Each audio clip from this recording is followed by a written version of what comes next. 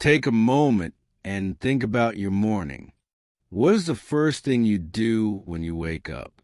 Do you check your phone, stretch your body, or maybe make a cup of coffee? For many people around the world, coffee is not just a drink. It is a daily friend, a warm start, and a little spark that wakes the mind. Every single day, people drink more than 2 billion cups of coffee. That means at almost every moment, someone somewhere is holding a warm cup. Coffee gives us energy, but it also gives us time to think, to talk, and to dream. It connects people in small cafes, busy offices, and quiet homes. It has become the second most traded product in the world after oil. Wars were fought over it. Empires grew rich from it, and revolutions were born beside it. But here is the strange part. The invention of coffee, the way we roast, grind, and brew it, was never planned.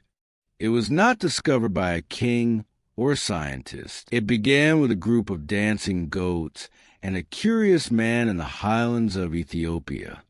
Yes, goats. And that accident would change human history forever. So today, let's go back in time. Let's discover how one small red berry became the world's favorite drink. This is not just a story about coffee. It is a story about curiosity, mistakes, and the magic of human discovery.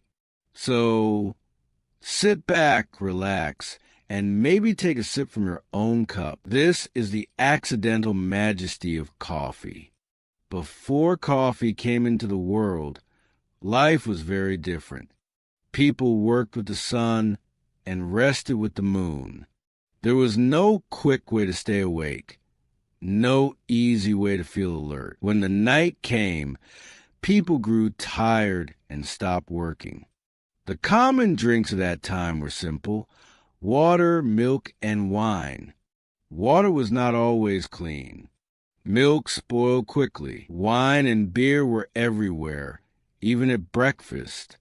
They helped people relax, but they also made people sleepy and slow.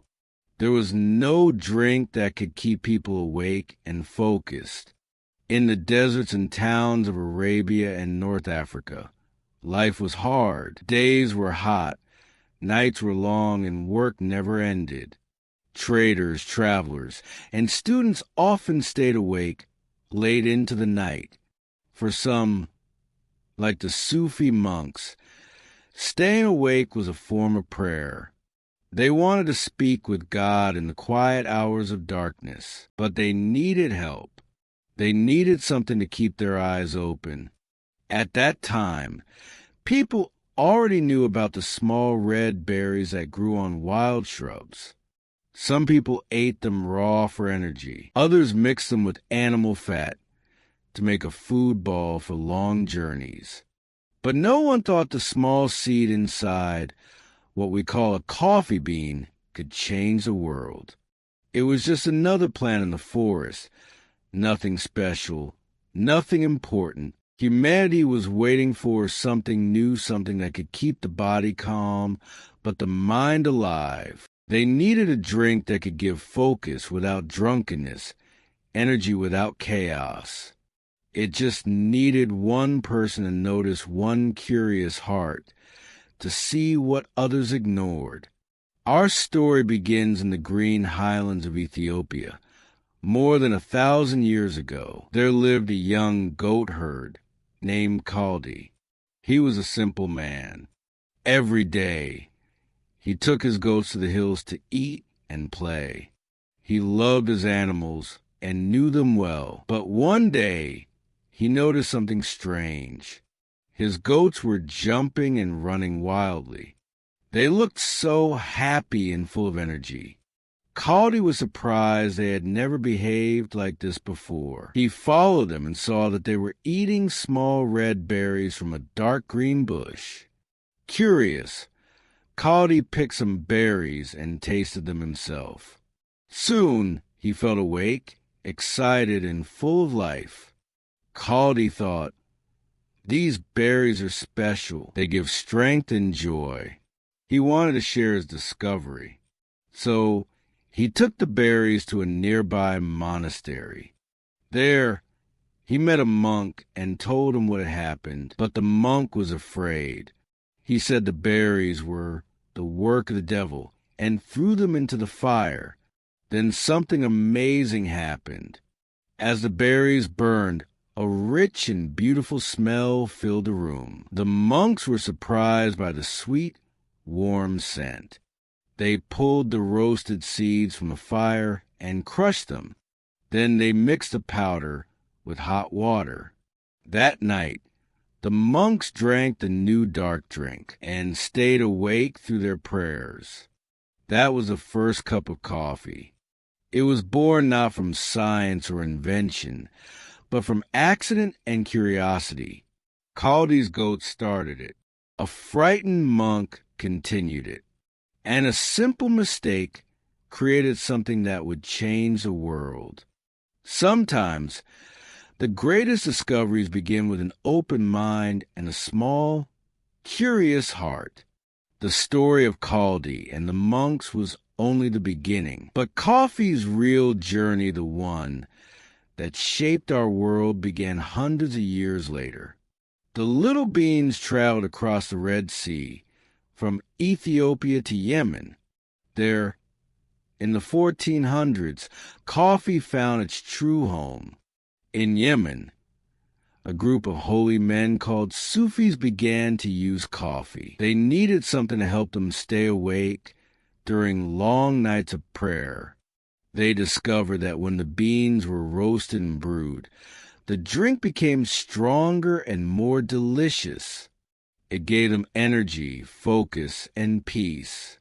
At first, they didn't have machines or tools. They roasted beans in small metal pans over an open fire. They listened carefully to the tiny crackling sound.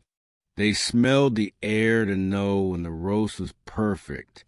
It was art, not science, a patient process made by heart and hand. Sometimes the beans burned. Sometimes the drink was too bitter or too weak. But the Sufis didn't stop. They kept trying again and again. With every mistake, they learned something new. They discovered that the longer the roast, the deeper the flavor. That heat could unlock the heart of the bean. Soon, word of the drink spread beyond the monasteries. Traders, travelers, and scholars began to try it. They called it kawa, meaning the drink that gives strength. People drank it to study, to pray, to work, and simply to feel alive. For the first time, there was a drink that sharpened the mind instead of dulling it. The drink became part of their spiritual life, and then their daily life, in small clay pots, over open fires. People began to brew coffee everywhere at home, in markets and in mosques. It was no longer just a discovery. It had become a tradition, a ritual, a way to share time and conversation. The journey of coffee was a journey of patience and faith. No one invented it in a lab. It was shaped by centuries of small experiments and quiet devotion. The monks and Sufis only want to stay awake to pray, but in doing so, they awaken the world. For centuries, coffee was a drink of monks and mystics. But one day, something changed. Coffee left the quiet walls of the monastery and entered the busy streets of the city. It was no longer only a drink for prayer, it became a drink for people. In the 1500s, coffee reached the city of Mecca, one of the great centers of the Islamic world. People there loved the taste, the warmth, and the energy it gave. Soon, small places opened where men could gather, sit together, and drink. These were the world's first coffee houses. Inside these places, the air was full of conversation and laughter. The smell of coffee mixed with the sound of music and debate. People talked about business, poetry, and politics. They played games, told stories, and shared dreams. The coffee house became a new kind of space open to ideas, open to people. One writer at that time said, "In Mecca, people drink kawa and gather in great numbers. They talk of their affairs and stay awake without distress." It was true. Coffee gave people the power to stay awake, but also to think, to imagine, to create. This was the real breakthrough. Coffee was no longer just a drink, it was a movement. It changed how people worked, how they met, and how they shared ideas. In those small rooms filled with laughter and aroma, modern society began to take shape. Every great invention meets fear, and coffee was no different. When it first spread across cities, not everyone was happy. Some leaders, priests, and kings saw it as dangerous a drink that could change people's minds. In Mecca, around the year 1511, the governor banned coffee. He said it made people lazy and rebellious. He believed coffee houses were places of gossip and trouble. People who drank too much of it, he said, could forget their prayers. But people loved coffee too much to give it up. They met secretly in small rooms, sharing cups and whispers. For many, coffee was more than a drink, it was freedom. It gave them energy to think, to question, and to dream. When coffee reached Europe, it caused even more debate. Some church leaders called it the drink of the devil. They said it came from Muslim lands and should be forbidden to Christians. But then, something unexpected happened. Pope Clement VIII decided to taste it himself. After his first sip, he smiled and said, "This Satan's drink is so delicious that it would be a sin to let only the infidels drink it." With that, he blessed coffee, and the people cheered. Still, not all rulers liked this new drink. In England, King Charles II tried to close coffee houses. He said they were full of talkers and troublemakers. But the people protested, and the ban was soon removed. Coffee had won. No law could stop it. It had become a symbol of freedom, of open talk, open thought, and open hearts. Once coffee was accepted, the world began to change. Everywhere coffee went, it brought new habits, new energy, and new ideas. The small drink that started in the mountains of Ethiopia had now reached the hearts of great cities in Europe. Coffee houses became the center of life. They were open to anyone, rich or poor, worker or writer. People paid only 1 penny for a cup, so they called them penny universities. Because for the price of a cup, you could learn more than in a classroom. Inside those coffee houses, people talked about science, art, and philosophy. They shared books, argued about politics, and imagined the future. It was in places like these that great changes began, the birth of newspapers, new inventions, and even revolutions. In London, one coffee house became Lloyd's of London, the first great insurance company. Another became the London Stock Exchange. In France, writers and thinkers like Voltaire met to discuss freedom and reason. And in Vienna, musicians found inspiration over cups of dark coffee. But the biggest change was in the morning. Before coffee, people often drank beer or wine with breakfast. It made them slow and sleepy.